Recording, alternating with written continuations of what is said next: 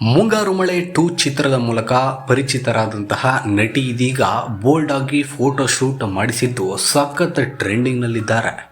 ಯಾಕೋ ನಿದ್ರೆ ಬರ್ತಿಲ್ಲ ನಿಮಗೂ ಹಾಗೇನಾ ಅನ್ನೋ ಕ್ಯಾಪ್ಷನ್ನಲ್ಲಿ ಬೋಲ್ಡ್ ಫೋಟೋಸ್ಗಳನ್ನು ಪೋಸ್ಟ್ ಮಾಡಿದ್ದಾರೆ ಈ ನಟಿ. ಬೆಡ್ನಲ್ಲಿ ಮಾದಕ ಭಂಗಿಯಲ್ಲಿ ಮಲಗಿರುವ ಈ ಫೋಟೋ ನೋಡಿ ಬರ್ತಿದ್ದ ನಿದ್ದೆಯೂ ಹಾರಿ ಹೋಯಿತು ಎಂದು ಪಡ್ಡೆ ಹೈಗಳು ಕಮೆಂಟ್ ಮಾಡ್ತಾ ಇದ್ದಾರೆ.